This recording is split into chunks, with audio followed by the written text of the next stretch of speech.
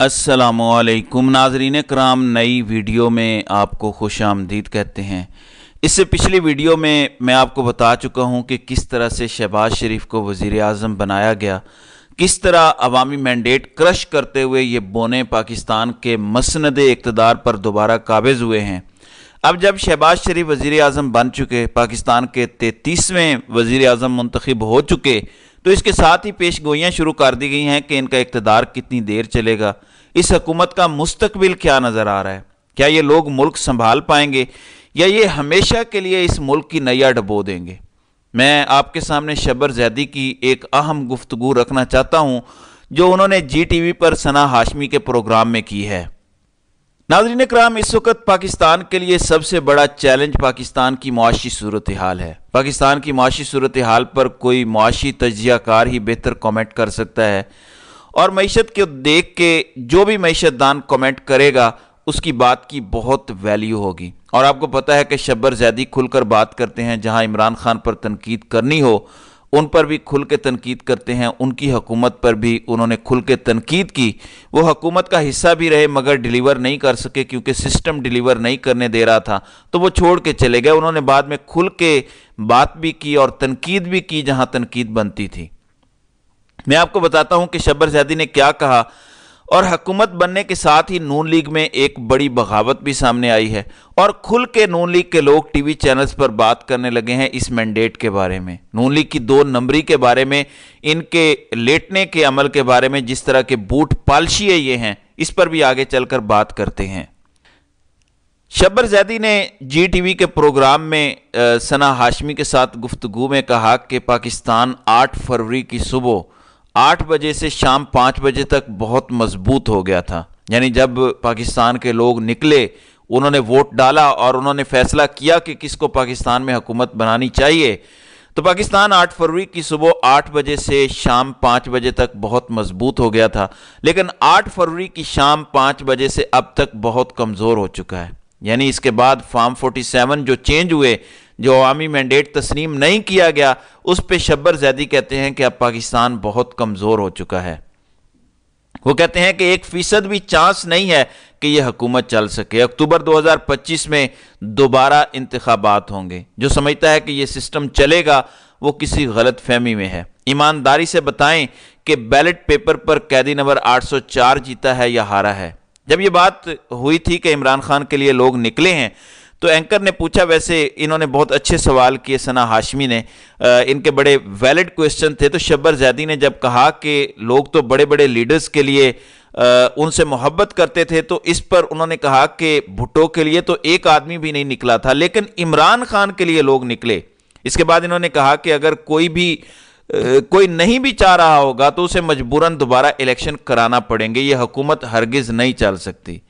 यानी अगर कोई ये चाहता है कि ये चलते रहें और किसी तरह से ये 5 साल पूरे कर जाएं तो ये मुमकिन नहीं है, इलेक्शन कराने पड़ेंगे।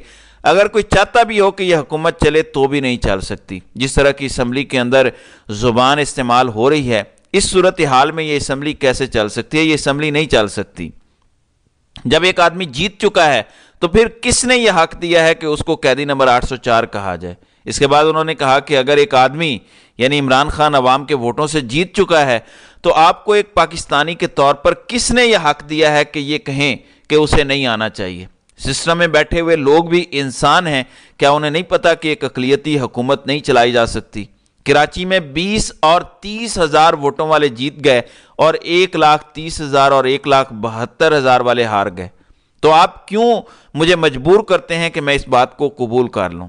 अवाम के मैंडेट को रद्दी की टोकरी में कैसे डाला जा सकता है? पंजाब और KPK में 2-2 लाख वोट पड़े हैं और कराची में कुल 20,000 वोटों वाले जीत गए हैं। मैं दोबारा इंतखाबात होते देख रहा हूं, यह हुकूमत नहीं चलेगी। ये शब्बर ज़ैदी की गुफ्तगू है, बड़े अहम इंकशाफात हैं जो मैटर करते हैं। अब नाज़रीन कराम आ जाएं सेनेटर जावेद अब्बासी, जो नून लीग के सेनेटर हैं। उनके इख्तलाफात तो डेफिनेटली नून लीग से हैं तो ही इस तरह की बातें कर रहे हैं, लेकिन जो शख्स इतना अरसा पार्टी का हिस्सा रहा हो वो इतने खुल के जो बातें कर रहा है, ये बहुत इंपॉर्टेंट है। ये घर के भेदी हैं, ये नून लीग का हिस्सा रहे हैं। मतलब नून लीग इनको जो मर्जी कहे, लेकिन अभी तक ये नून लीग के सेनेटर हैं।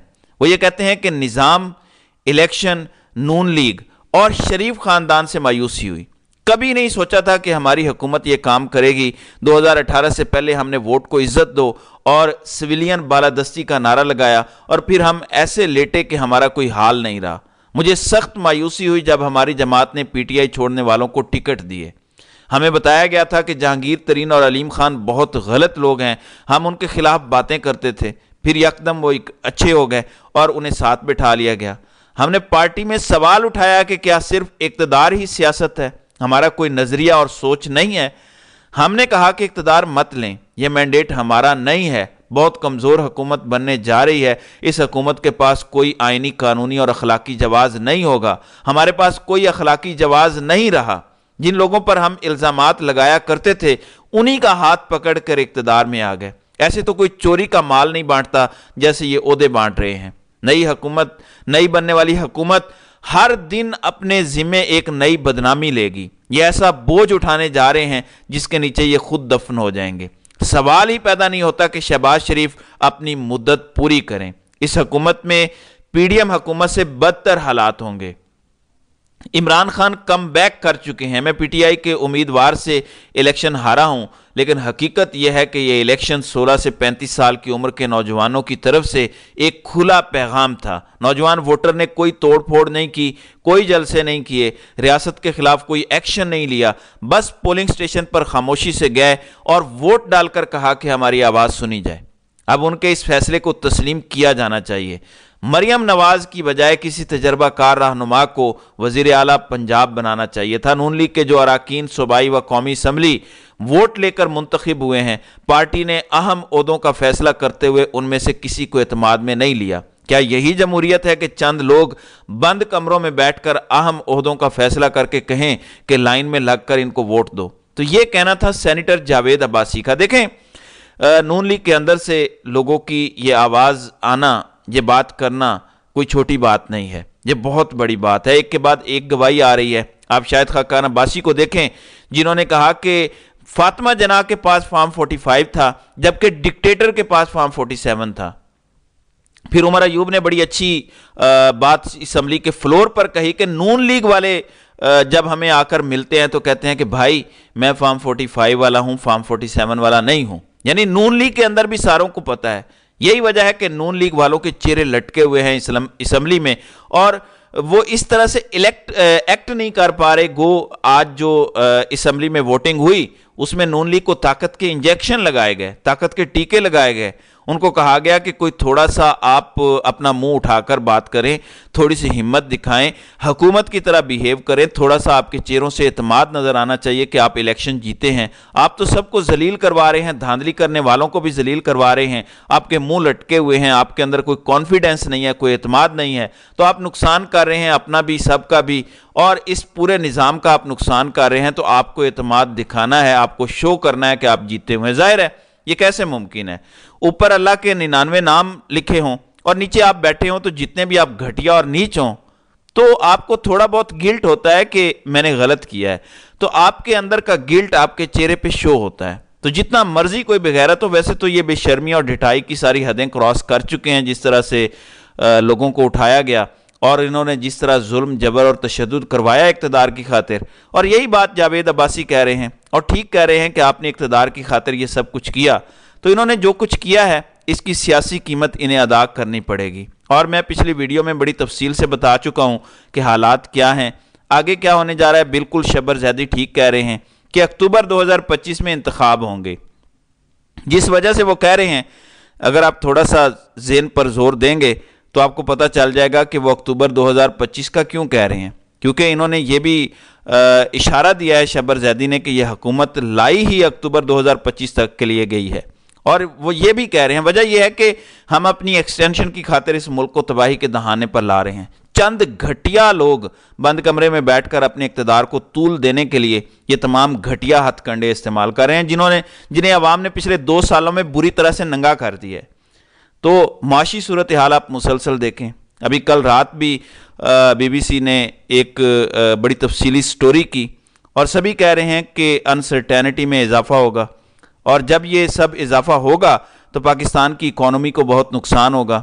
باقی مریم نواز شہباز شریف اور ان کی جماعت جتنے مرضی ڈرامے بازی کر لیں، اداکاری کر لیں، یہ ٹھیک ہے کہ چچا کے ٹکر کی بھتیجی ہے، چچا کو صحیح ٹکر دے رہی ہے، یعنی چچا نے جو جو کام کیے وہ ان سے بھی آگے بڑھ گئی ہے۔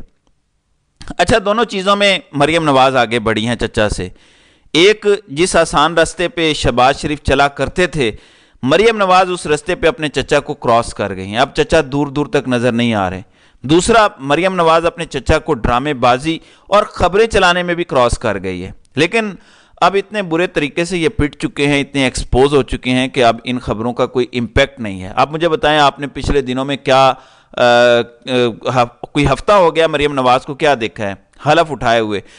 وہ بڑے ڈرامے بازیاں کر رہی ہیں، مگر ابھی تک کابینہ انہوں نے اناؤنس نہیں کی، اور اس کی وجہ یہ ہے جن لوگوں سے انہوں نے وعدہ کیا ہوا ہے وزارتوں کا، اور ان کو وزارتیں دینی نہیں ہیں، قومی اسمبلی میں بھی نہیں دینی اور صوبائی اسمبلی میں بھی نہیں دینی۔ کہیں ایسا نہ ہو کہ گروپنگ ہو جائے اور لوگ بگڑ جائیں، اور لوگ بگڑ گئے تو پھر زرداری کو کہیں ووٹ کام نہ پڑ جائے، اور یہ نہ ہو کہ صدر کا عہدہ ہمارے ہاتھ سے نکل جائے، تو اس لیے کابینہ کا اعلان نہیں کر رہے، تو یہ بہت سے لوگوں کے ساتھ ہاتھ کرنے جا رہے ہیں۔ تو آگے آگے دیکھیے ہوتا ہے کیا۔ تو ناظرین کرام، آپ کی اس ویڈیو کے حوالے سے کیا رائے ہے؟ آپ اپنی رائے کا اظہار کامنٹ سیکشن میں ضرور کیجیے گا۔